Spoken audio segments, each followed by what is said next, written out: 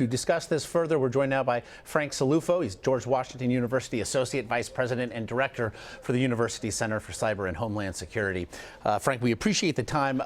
With regard, first of all, to responsibility, it was believed in the immediate aftermath of the attack in Istanbul yesterday that Turkish officials said that it appeared it was an ISIS attack, though the Islamic State has not claimed responsibility as yet. What do you make of it all? You know, all the telltale signs, indicators, and hallmarks are that this was ISIS, or at the very least an ISIS-inspired entity that was behind the attacks. The tactics themselves, in terms of using weapons as well as suicide vests, the target being soft targets. I know there was some initial talk, PKK. They tend to target government facilities, government targets.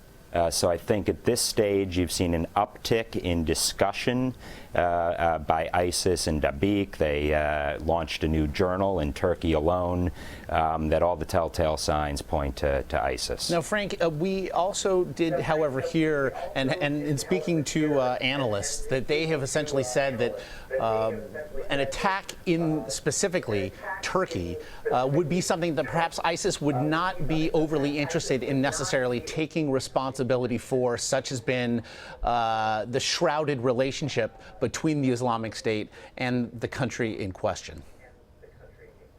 You know, that's an excellent point and a valid one. There are a number of attacks in recent months that many have concluded ISIS, or at least those inspired by ISIS, were behind, and there was no claim of responsibility.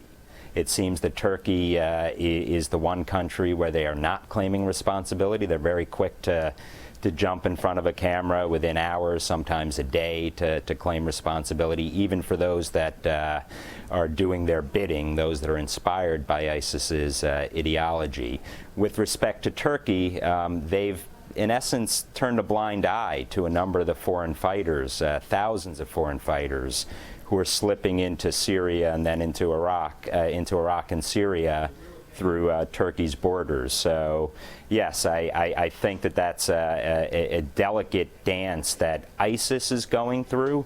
But the reality is Turkey has to recognize, and clearly they do, that ISIS is a significant threat. It's metastasized and it takes different forms, and clearly Turkey is in the crosshairs of the Islamist organization today. And yet we heard Secretary of State John Kerry toe something of the administration line in saying that the attack yesterday, if it was in fact the Islamic State, is more evidence that in fact ISIS is losing its fight, perhaps referring to territorial losses in Syria and Iraq in the last month. But is that a fair assessment, or does it perhaps avoid what seems to be increasingly plain, that soft targets such as international airports are the new front line of the war on terror?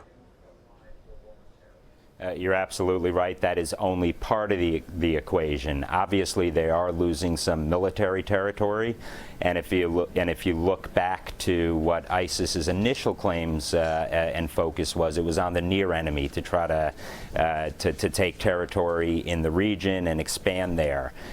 Because we have had some success militarily on the battlefield, obviously they've changed that battlefield, and today London, Paris, New York, these are targets in ISIS's battlefield, and obviously Istanbul.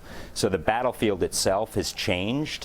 We do need to continue to apply pressure to make sure they're spending more time looking over their shoulders and less time plotting and executing attacks. So I think that the military dimension is an important dimension for our campaign against ISIS and terrorism, but it is by no means the entire part of the equation. And my good friend Juan Zarate was on earlier, and I heard the tail end of his comments. He nailed it. The battlefield has changed, and the reality is ISIS has recognized that, recalibrated its focus, and if they are under greater pressure, I think you'll see even more intent to escalate attacks that may be in the planning phases today. And it is certainly suggests, if nothing else, that the equation remains to be solved anew today. Frank Ciluffo, we very much appreciate your insights.